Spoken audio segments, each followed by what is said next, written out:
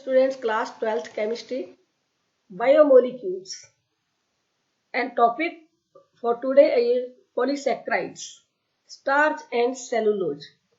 आज हम biomolecules part में स्टडी करेंगे पॉलीसैकेराइड्स और जिनके एग्जांपल्स हैं स्टार्च, सेलुलोज एंड ग्लाइकोजन। चलिए पढ़ते हैं polysaccharides. Polysaccharides. These are polymers of monosaccharides. Monosaccharides, mono means one, saccharide means carbohydrates की smallest unit.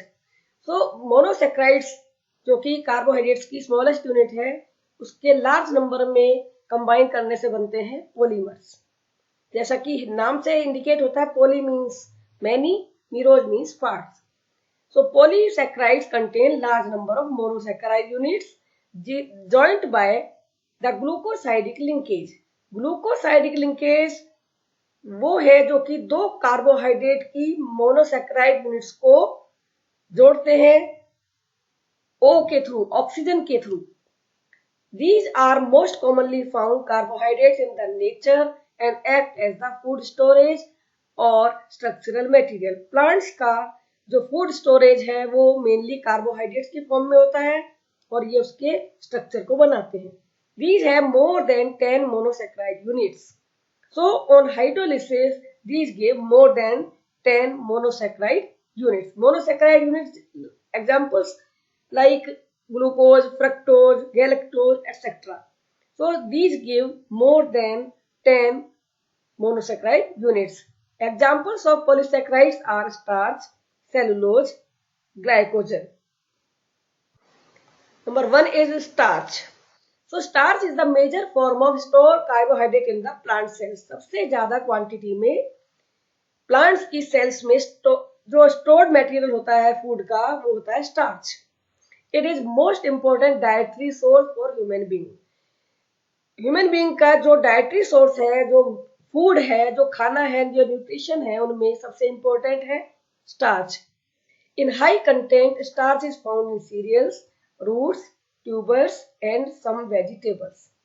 It is polymer of alpha glucose. Glucose की अल्फा फॉर्म होती है उसका, ये एक पॉलीमर है which on hydrolysis or which gives large number of alpha glucose. So these glucose are joined by alpha glucosidic linkage. It is non-reducing sugar. Starch on reaction with tolerance reagent gives no test, no reaction. It consists of two components, amylose and amylopectin. Starch में to type के structures दिखते हैं, मिलते हैं, amylose और amylopectin. In this, amylose is straight chain structure while amylopectin is branched structure. amylose straight है जिसमें कि जो मोनोसैकेराइड यूनिट्स होंगी one by one straight chain की फॉर्म में है, जबकि amylopectin में ये ब्रांच की फॉर्म में है, स्ट्रेट चेन के साथ कुछ साइड चेन्स भी अटैच्ड होती हैं. First part of starch, amylose. Amylose is straight chain structure. Amylose is long unbranched chain with 200 to 1000 alpha D plus glucose units. इनकी जो मोनोसैकेराइड यूनिट्स है वो है alpha D plus glucose. Then these are held together by C1C4 glucosidic linkage. इसका मतलब है कि एक ग्लूकोज की जो यूनिट है वो कार्बन 1 के थ्रू अटैच्ड होगी carbon 4 of second unit. Amylose is water soluble component of starch. Water soluble है and constitute about 15 to 20% of starch. तो ये अमाइलोज की जो डिफरेंस है अमाइलोपेक्टिन से, इसको हम ध्यान रख सकते हैं. Amylopectin, it is branched chain polymer of alpha D glucose.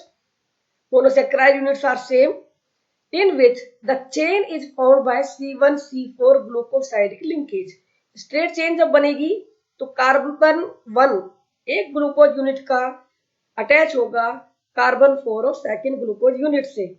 But branching occurs by carbon 1 carbon 6 glucosidic linkage. यानी कि ब्रांच में जो ग्लूकोज यूनिट है उसका कार्बन नंबर 1 कार्बन नंबर 6 से जुड़ता है.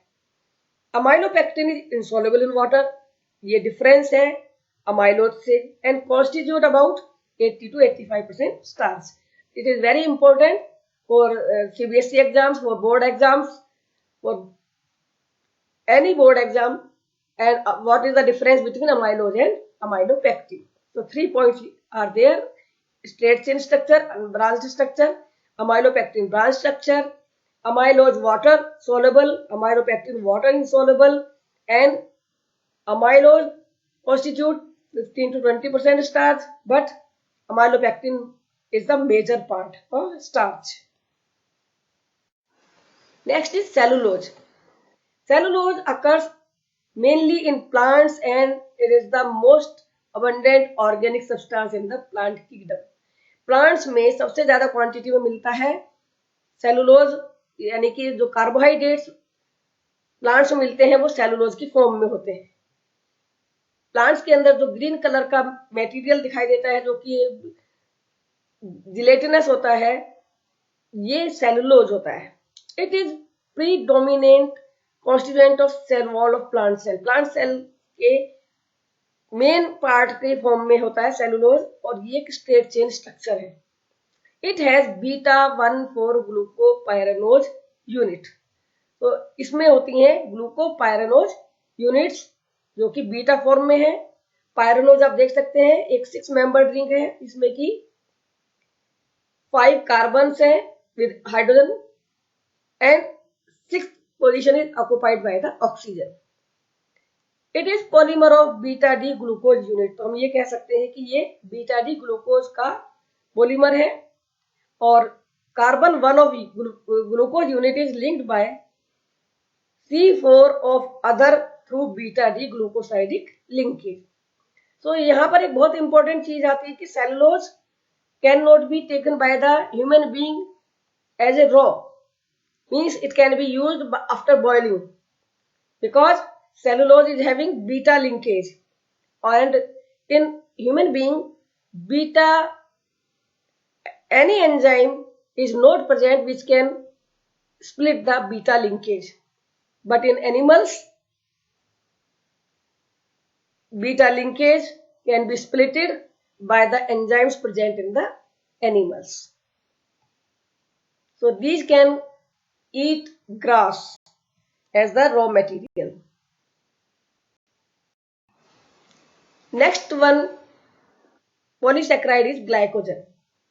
Glycogen is the major form of carbohydrate stored in animal body. जिस तरह से प्लांट्स में कार्बोहाइड्रेट स्टोर्ड रहता है स्टार्च की फॉर्म में, ग्लाइकोजन होता है एनिमल बॉडी में, जिसमें कि एनिमल बॉडी मीन्स कोई भी animal as well as human being. It is also known as animal starch, इसीलिए इसको हम कहते हैं animal starch because its structure is similar to amylopectin जो कि स्टार्च में होता है and is more highly branched. This molecule is a homopolymer of alpha D glucose with alpha 1,4 glucosidic linkage जिसमें कि C1 of one glucose unit C4 of next glucose unit को link करता है. It gives maltose on hydrolysis. An enzyme used is beta amylase enzyme. Mostly it is found in liver, muscles, brain yeast and fungi. So when body needs glucose during sickness or fasting, जब हम food नहीं ले रहे हैं, खाना नहीं खा पा रहे हैं, कोई कंप्लीट डाइट नहीं ले रहे हैं, at that time enzymes break the glycogen into glucose and provides energy to us during sickness and fasting. So these are the topics under carbohydrates.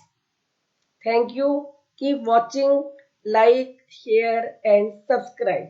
Thank you.